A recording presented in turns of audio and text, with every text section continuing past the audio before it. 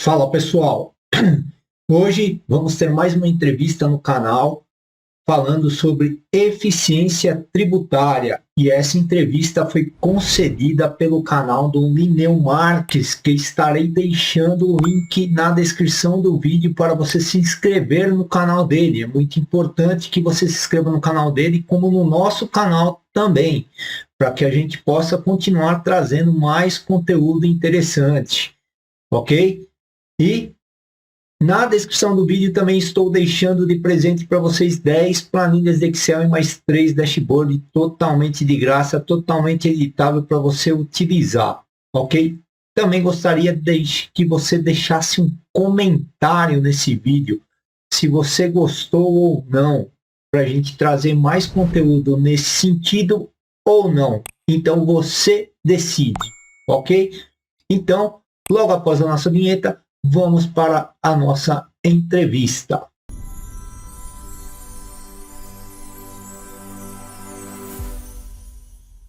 Estamos aqui com o Antônio Carlos. Obrigado por aceitar o nosso convite. Ele é um especialista na área tributária e esse assunto foi selecionado por nós do Comprofit pela importância e pelo resultado financeiro que isso traz para as empresas. Quando bem feito, muitos resultados; quando mal feito, afeta diretamente o seu lucro. Seja bem-vindo, Antônio Carlos.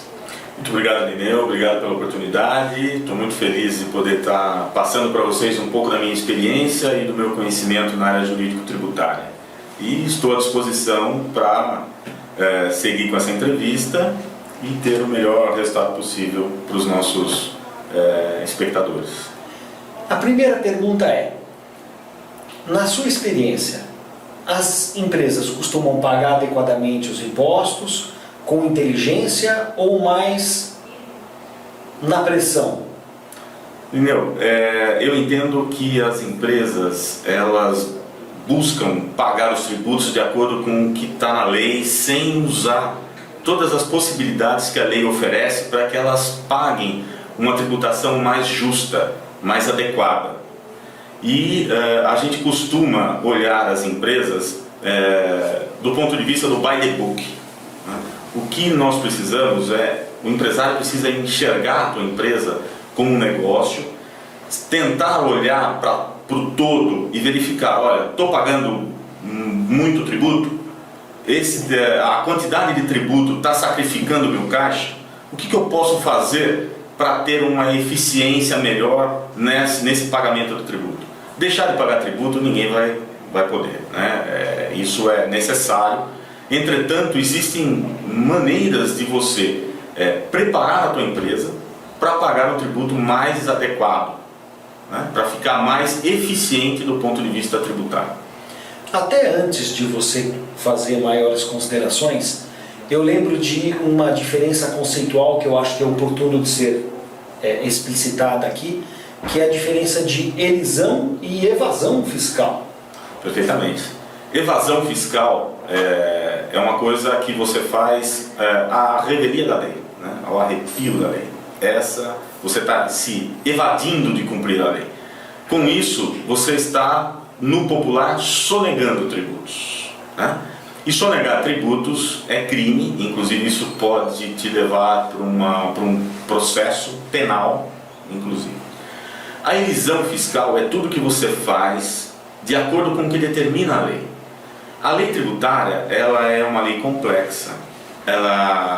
Existem edições de leis diariamente, quase que 80 leis novas tributárias são promulgadas por dia. É uma coisa assim absurda, nas 3 esferas da administração: na administração federal, na administração estadual e na administração municipal.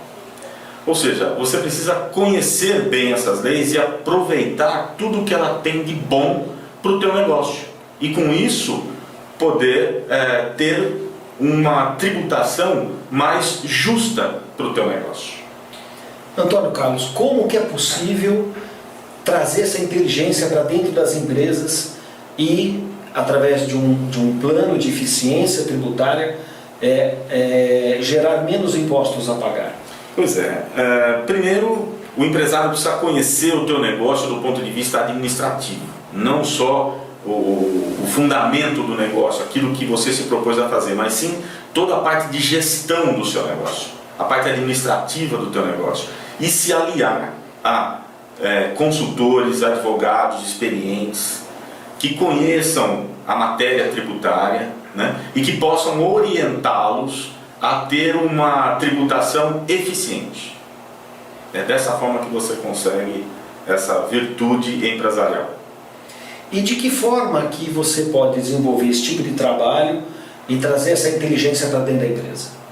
Bom, isso você tem que conhecer os profissionais, você tem que dar oportunidade para que esses profissionais experientes, esses advogados, consultores, entendam a tua empresa.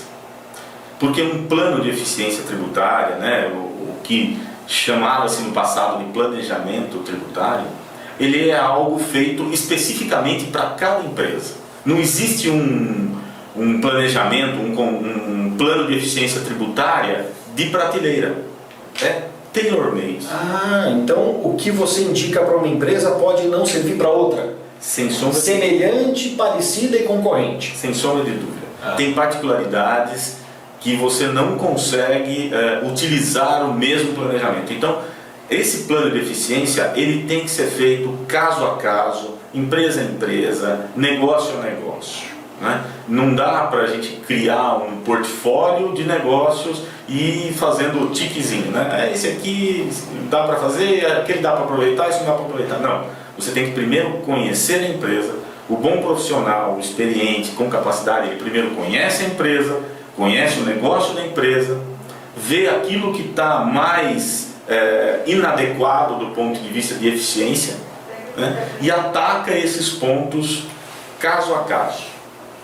E eu gostaria que você fizesse considerações em relação aos regimes tributários que têm que ser estudados. Lucro real, presumido, o que você pode comentar? Perfeito.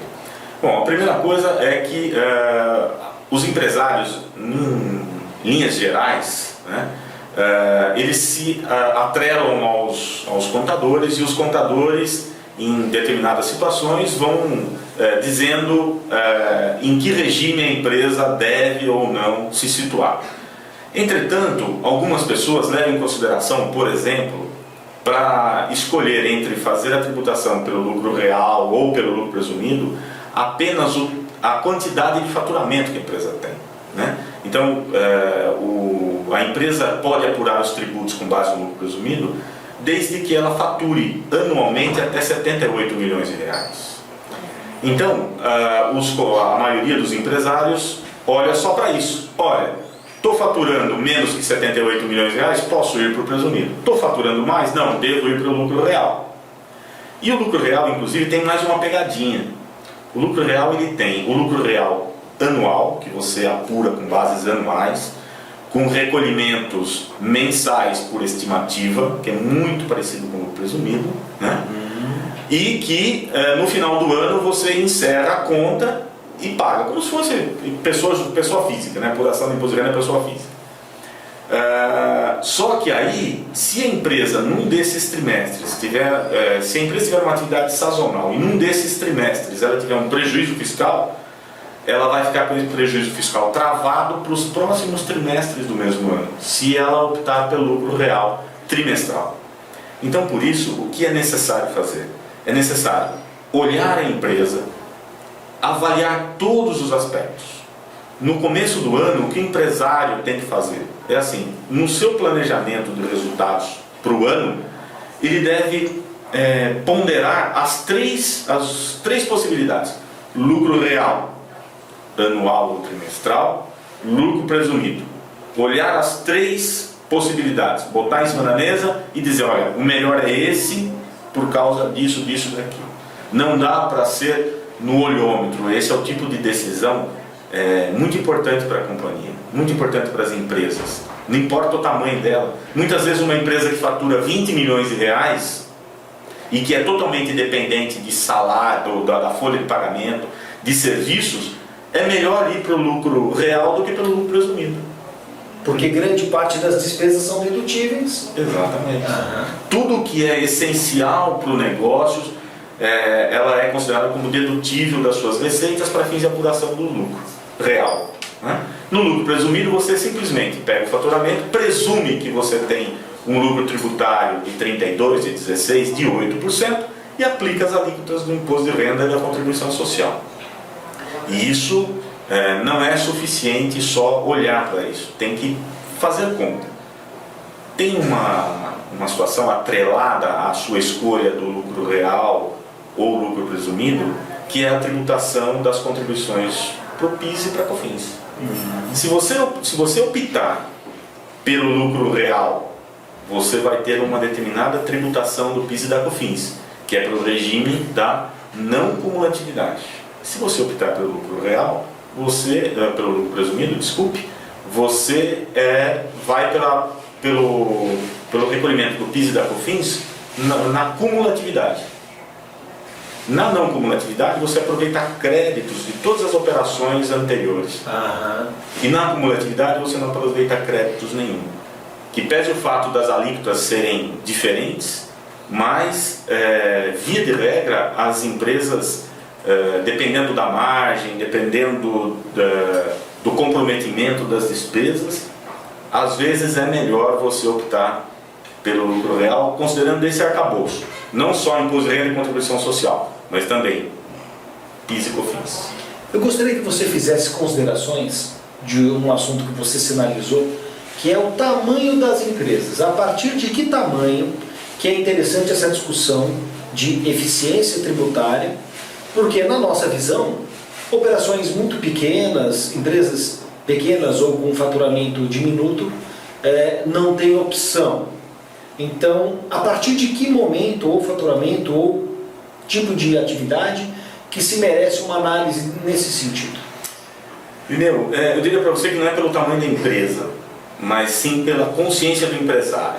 Eu acho que todo empresário que olha para a sua carga tributária e não se sente tão confortável, né? E aí eu vou até fazer uma brincadeira, né? A gente fala muito em imposto. Então, imposto não é bom pagar. Senão não seria imposto, né? Seria uma deliberação. Enfim, não é pelo tamanho da empresa, e sim pela necessidade que o empresário entende se aquela tributação, se aquela carga tributária é alta, se está difícil de pagar. É essa hora que tem que chamar um especialista e dizer: vem aqui, vê se eu estou melhor posicionado tributariamente, se eu tenho algo para fazer que possa me trazer essa eficiência. Então, isso é importante. O empresário tem que entender que ele pode ser ajudado por um profissional competente e com conhecimento na área tributária. E quais são as diferenças, as considerações principais que você faz em se tratando da indústria? Ou serviço, ou comércio? São realidades totalmente distintas? Em termos empresariais, essas categorias têm realidades distintas, né? A tributação, no geral, considerando as alíquotas que são inerentes a cada atividade, mas no geral elas se aplicam uniformemente para todas. Então, as empresas, independentemente delas serem empresas de serviços, empresas comerciais, industriais, existem mecanismos para que você possa torná-las mais eficientes tributariamente, independentemente em que nicho ela está, né? E muitas vezes você reúne numa única entidade os três tipos de operação, né? Você tem lá uma empresa que ela industrializa, que ela comercializa e que ela presta um serviço, por exemplo, de manutenção, de garantia, enfim, de instalação. Ou uma atividade financeira. Uma atividade financeira atrelada. Ou seja, você consegue encontrar, porque você cria um negócio, vai agregando, né, atividades, e você pensa na tributação depois do negócio, né? Isso é um procedimento absolutamente normal, porque assim que o empresário identifica um bom negócio, né? Primeiro ele vai lá, empreende, tem o seu negócio, Depois ele pensa nisso, no dia que ele vai pagar o primeiro tributo, ele fala, nossa, tá caro, e agora, o que eu faço? Né? Então, esse roteiro, essa programação é assim que acontece. Mas, tendo muitas atividades, ou uma atividade, ou segregadas atividades, é importante olhar e ver o que pode ser melhor. Nesta linha, que exemplos de planos de eficiência tributária você pode citar que tenha propósito negocial suficiente para mitigar os riscos fiscais? Ótimo. Eu vou dar um passo atrás e vou falar um pouquinho sobre propósito negocial. Porque como nós falamos aqui de criar um plano de eficiência tributária, o plano de eficiência tributária ele não acaba em si. Você não tem que ter como objetivo máximo e único a eficiência tributária. A eficiência tributária ela vai ser parte de um negócio como um todo. Então assim, se você tem uma empresa, por exemplo, você tem lá uma empresa varejista e essa empresa varejista tem lá o seu cartão próprio, né? Cartão biológico, cartão private label. Né? Então assim, se você pegar a atividade do cartão e separar numa empresa distinta, uma administradora de cartões de crédito, uma financeira, né? Ela vai ter uma tributação diferente do resto do varejo. Né? Então, você segregando essas atividades, você vê que o varejo, por exemplo, você compra e vende geladeira, televisores, eletroeletrônicos, por exemplo. Né? E você tem uma financeira aqui que administra o seu cartão private label. Né? Então, o que acontece? Você vai olhar essas atividades de forma diferente e elas são complementares. Elas não precisam necessariamente acontecer dentro do mesmo lugar. Por quê? A administração do cartão de crédito, da financeira, ela é uma atividade totalmente separada. Então, existe um propósito negocial para que exista uma outra atividade. Né? Não precisa estar diretamente dentro da atividade do varejo. E essa segregação, no mínimo, para falar aqui o mínimo, você economiza o adicional do imposto de renda. Né? Porque se tivesse tudo junto, você paga o faturamento maior, o adicional do imposto de renda maior. Só o fato de segregar aquele ponto mínimo da base do imposto de renda, você já dobraria. Então, só esse fato já leva a te mostrar que você pode segregar essas atividades. E existe propósito para isso, ou seja, uma administradora de cartão de crédito, que é uma prestação de serviço, uma natureza diferente, uma atividade diferente, né? E a outra é a atividade de varejo. Então, uma complementa a outra.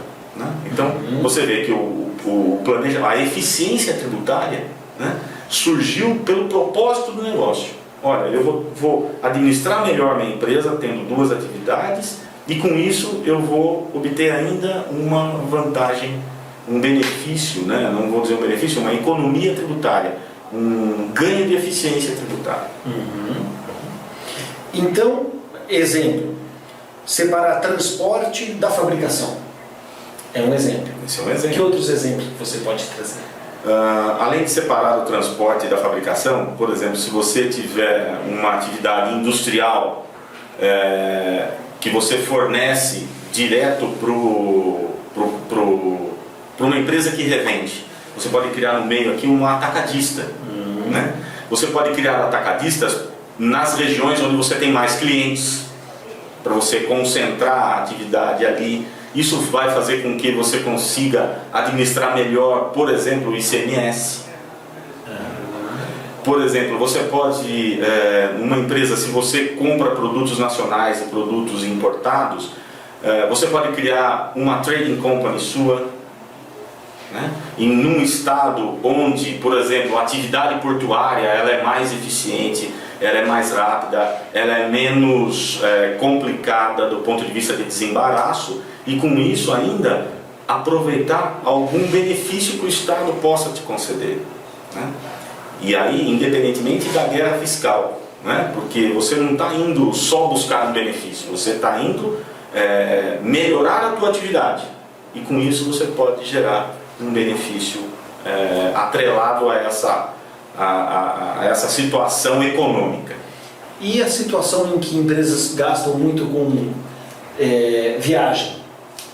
abrir uma agência própria, traria benefícios em quais impostos? Como funciona essa abordagem? Então, por exemplo, é possível uma empresa que tem muita gente viajando, precisa cobrir o Brasil todo, tem representantes, então assim, se você trouxer uma agência de viagem para o teu negócio, tem certos tributos que você vai poder economizar na medida que você tem aquela atividade sendo geradora de crédito, por exemplo, de PIS, de COFINS, sem contar que se você atrai essa atividade para dentro do teu negócio, você é um grande comprador de passagem aérea, por exemplo, você vai ganhar escala aqui também, né?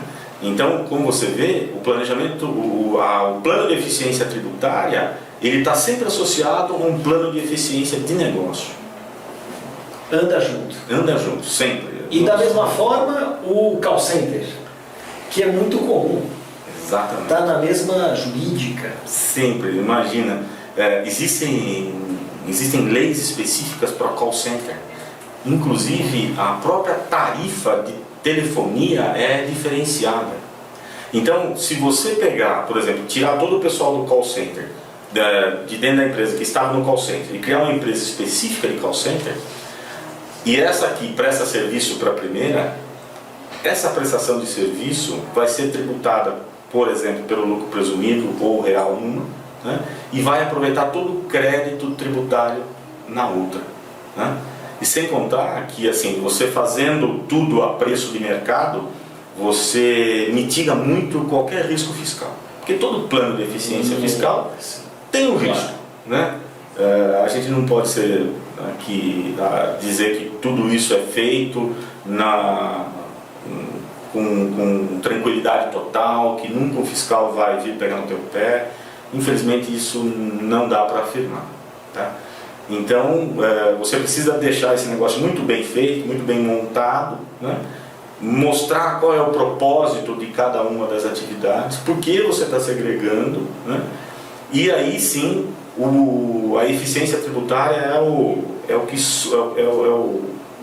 ponto principal desse negócio, e com um mínimo de risco. E em relação aos imóveis, que muitas empresas têm um patrimônio grande, e de que forma pode-se administrar essa questão dos imóveis próprios tributariamente? O que no mínimo a gente vê, existem dois processos, dois casos em que, se o imóvel está dentro da pessoa jurídica e você fizer o spin-off desses imóveis numa outra pessoa jurídica, né, uma pagando aluguel para outra, né, você vai gerar uma despesa necessária para aquela empresa principal. Valores de mercado. Gerar uma despesa boa que vai abater do teu imposto de renda, da tua contribuição social, né? E vai trocar essa tributação, por exemplo, aqui na empresa, se ela tiver pelo lucro real, por exemplo, ela vai trocar uma tributação de 34 e pouco, né? Por algo em torno de 15 na outra empresa. Nossa! Então isso é uma atividade amplamente difundida, né? Você tem empresas que fazem gestão do patrimônio, e nenhuma empresa tem que ter o patrimônio dentro do teu negócio. A gente vê inclusive que muitos imóveis de empresas são dos empresários, da pessoa física dos empresários, né? E os empresários ou cobram ou não cobram o aluguel da empresa principal. Se o empresário olhar isso com olhos de buscar uma eficiência tributária, ele vai ver que, se ele pegar esse imóvel, tirar da pessoa física, botar em uma pessoa jurídica, ele vai ter uma eficiência tributária tanto na empresa principal dele que utiliza esse imóvel, quanto na própria pessoa física. Por quê? Ele vai conseguir receber um aluguel com uma tributação diminuta. Porque se você recebe um aluguel na pessoa física, você tributa a tabela progressiva, que pode chegar a 27,5% de tributação. E na pessoa jurídica, como eu disse, é 15%, né? No máximo em 15%. E o que você pode me falar de revisão de tributos? Esse é um aspecto importante, empresarialmente falando, porque no começo da minha conversa com você eu havia dito que as empresas sofrem muito com a tributação, o arcabouço legal é muito complexo, é muito grande, é muito amplo, né?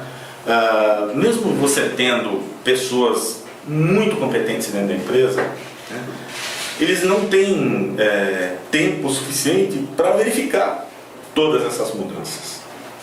Então o que é necessário? É necessário de vez em quando fazer uma revisão disso tudo. E eu não estou dizendo fazer uma auditoria, para ir lá e verificar, olha, era 5 e você só lançou 6. Não, não é isso. É dizer o seguinte, olha, eu estou na minha tributação correta, esse produto que eu estou vendendo, ele está adequadamente tabulado, as alíquotas que estão incidindo sobre ele estão adequados, eu estou recolhendo no prazo correto, né? Para você ter uma ideia, existem empresas comerciais no mesmo estado, né, que podem ter atividades semelhantes, porém enquadradas em quinais diferentes.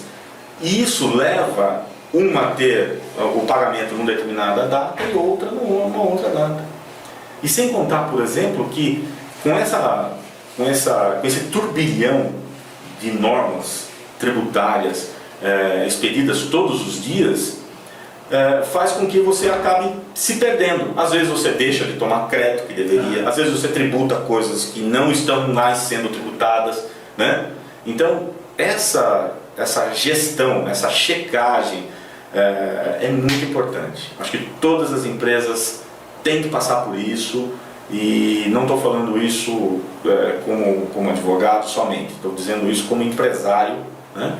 E que sem querer desconfiar do pessoal nosso que trabalha no fiscal, que trabalha na contabilidade, não. Dar força para eles, mostrar que isso pode ajudá-los. Mostrar que, a partir do momento que você faz essa revisão, você consegue trazer a empresa para uma tributação mais adequada. E como todo processo na vida, ela vai indo e acaba tomando outro rumo. É hora de trazer de novo. E isso pode trazer, pode não, traz segurança e atualização para a própria empresa, porque o grande ponto são as diversas alterações, atualizações de legislação, que é impraticável a empresa, com a equipe que tem, com tantas atividades a desempenhar, acompanhá-las todas. Sem dúvida. Então, o que você está propondo é trazer um especialista para mitigar o risco, exatamente, confirmar as operações e atualizar a equipe das últimas alterações na legislação. É isso mesmo? Exatamente. O especialista vem, ele verifica o teu enquadramento, o que tiver inadequado ele vai tornar adequado e vai deixar esse know-how para as pessoas que dão gestão internamente, seguindo aquele caminho, né? E isso, invariavelmente, lhe traz de volta para o caixa aquilo que a gente chama de dinheiro de arquivo, né? É um dinheiro que estava perdido lá nos seus arquivos, porque o enquadramento fiscal do passado não estava adequado. Você veio, readequou e você tem um período ainda que você pode reaver esse dinheiro, mediante ou um pedido de repetição de débito, ou um processo de compensação administrativo e assim por diante. E o que você pode comentar em relação à Zona Franca? A Zona Franca, inclusive, foi renovada agora por mais um bom tempo aí, e muitas empresas resolveram mudar suas atividades dos grandes centros, como São Paulo, Rio de Janeiro, e foram praticar suas atividades lá na Zona Franca. Por quê? Por conta de uma série de benefícios amplamente difundidos, que é, por exemplo, toda a mercadoria que sai de qualquer um dos estados com destino à Zona Franca, a partir do momento que a mercadoria é internalizada na Zona Franca, todo o tributo anterior não precisa ser pago no estado de origem. E quando chega lá na Zona Franca, o próprio estado do Amazonas concede a mesma alíquota como crédito tributário. Então você não perde o crédito e ainda tem incentivo. E ainda não paga o débito. Né? Por quê? Porque é uma região, né, que precisa ser desenvolvida, é uma região importante para o Brasil, para o país, e tem a ver com o equilíbrio, né, do pacto econômico entre as unidades da federação. É um estado menos desenvolvido que o seu desenvolvimento. E eles fazem isso através de incentivos fiscais. E quais são suas considerações em relação ao planejamento tributário, eficiência tributária para a pessoa física? Então, muita gente pode pensar que um plano de eficiência tributária ele só se aplica a empresas, a grandes empresas. Não. Né? Eu acho que a própria pessoa física, se ele tem só atividade salarial, já está, vamos dizer assim, toda a tributação dele já está descontada na fonte, já recebe líquido, faz o seu ajuste anual. Mas se você começa a agregar atividades, por exemplo, a pessoa é assalariado, mas ele tem algumas casas de aluguel, ele tem um galpão que ele aluga para uma determinada empresa, né? Tem que olhar para essa atividade, porque muitas vezes é seguramente melhor você encapsular esses imóveis que você recebe no aluguel numa pessoa jurídica. Né? Não te custa nada a mais do que você já gastaria para fazer qualquer gestão nesse negócio, né? E ainda te traz uma eficiência tributária enorme. E eu já disse aqui, inclusive, qual seria, que é, você sai da tributação da tabela progressiva para uma tributação de lucro presumido. Então você troca 27 por 15. E isso é significativo. Super significativo.